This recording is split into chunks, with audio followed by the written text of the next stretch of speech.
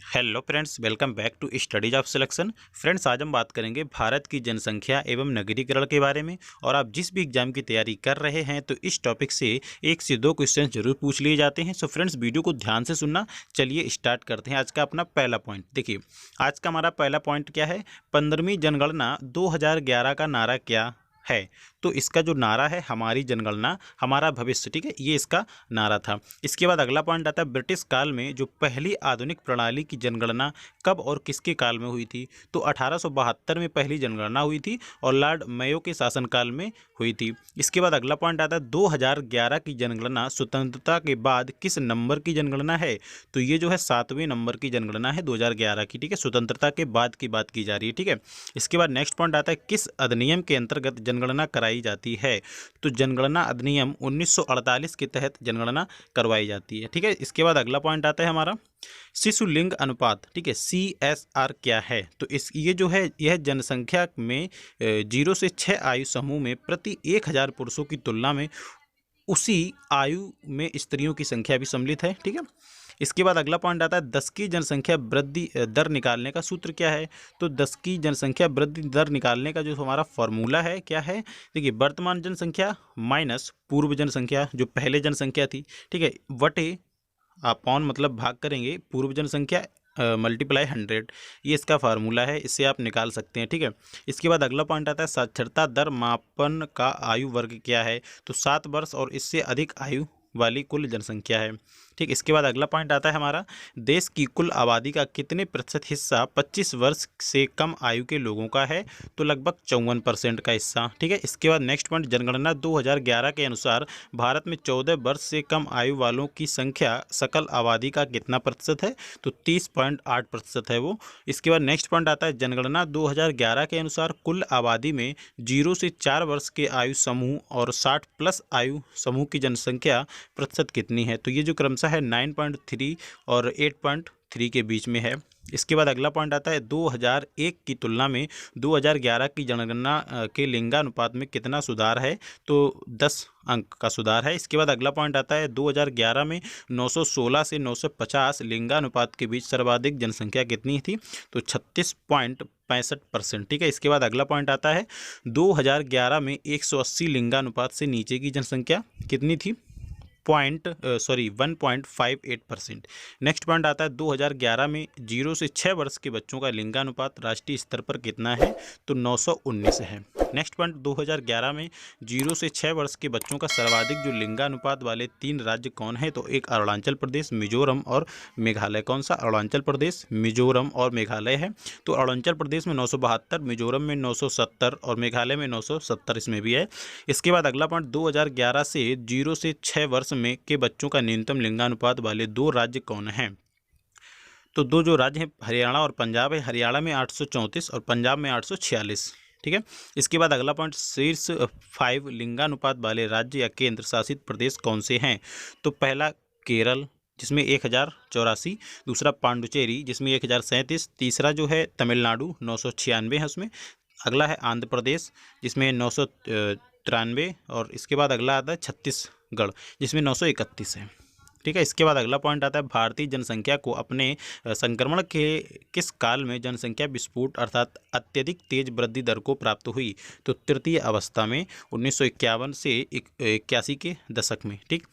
अगला पॉइंट, 15वीं जनगणना 2011 में 2001 से 11 के मध्य 10 की जनगणना वृद्धि दर व्यक्ति रूप में 17.6% है। ग्रामीण एवं नगरीय अलग अलग 10 की वृद्धि दर समान अवधि में कितनी रही। तो क्रमशः 12.3 एवं 31.8% रही। अगला पॉइंट, संसार के 2 सबसे बड़े धार्मिक समुदाय कौन से हैं।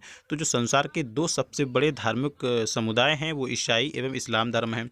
इसके बाद नेक्स्ट पॉइंट, आधुनिक पद्धति एवं व्यवस्थित ढंग से संसार में सर्वप्रथम जनगणना किस देश में कराई गई थी। तो स्वीडन में करवाई गई थी 1749 में, ठीक है।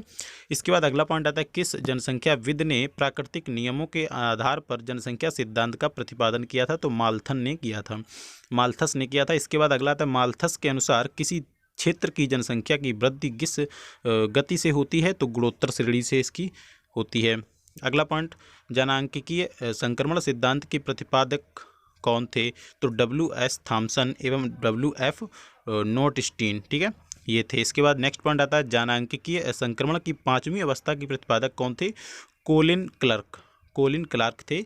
नेक्स्ट पॉइंट आता है जनांकीय संक्रमण की कौन सी अवस्था जनांकीय अपरदन व जातीय संघार की अवस्था कहलाती है? तो 5वीं अवस्था कहलाती है। इसके बाद नेक्स्ट पॉइंट आता है हमारा जनसंख्या की भारत की जनसंख्या जनांकीय संक्रमण की किस अवस्था से गुजर रही है? तो तीसरी अवस्था से गुजर रही है। नेक्स्ट पॉइंट 15वीं जनगणना के धर्माधारित आंकड़े कब जारी किए गए? तो 25 अगस्त 2015 को जारी किए गए थे। अगला पॉइंट जनसंख्या 2011 के अनुसार देश में किस धार्मिक समुदाय की जनसंख्या सर्वाधिक है? तो हिंदुओं की लगभग 79.8% है, ठीक है, 78.8%। अगला पॉइंट 2011 में भारत में हिंदू धर्मावलंबियों की कुल जनसंख्या कितनी है? 96.63 करोड़, यानी कि 79.8%। इसके बाद अगला पॉइंट 2001 से 2011 के दौरान हिंदू आबादी में कुल कितनी वृद्धि हुई थी? तो 13.88 करोड़, ठीक है। नेक्स्ट पॉइंट आता है हमारा हिंदुओं की 10 की वृद्धि दर 2011 में कितनी पाई गई? 16.8% पाई गई। नेक्स्ट पॉइंट 2011 की जनगणना के अनुसार देश के किस राज्य में प्रतिशत की दर से सर्वाधिक हिंदू रहते हैं? तो हिमाचल प्रदेश में सर्वाधिक हिंदू रहते हैं, लगभग 95.17% हिंदू रहते हैं यहाँ पे हिमाचल प्रदेश में। इसके बाद अगला पॉइंट भारत में सबसे कम प्रतिशत वाला हिंदू राज्य कौन सा है? तो मिजोरम जो राज्य है वो सबसे कम हिंदू राज्य है। इसके बाद अगला आता है 2011 में शहरी क्षेत्रों में हिंदुओं की कुल आबादी 74.83% थी। ग्रामीण क्षेत्र में हिंदुओं की कुल आबादी कितनी थी? तो ये जो थी 68.40 करोड़, कितनी थी? 68.40 करोड़ थी, लगभग 82.06% थी, ठीक है। इसके बाद अगला पॉइंट हमारा आता है 2011 की जनगणना के अनुसार देश में सर्वाधिक तीव्र गति से जनसंख्या वृद्धि वाला धार्मिक समुदाय कौन सा है? तो मुस्लिम है।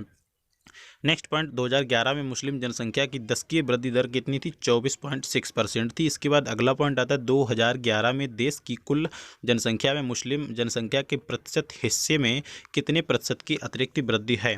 तो ये जो है 0.8% की वृद्धि है।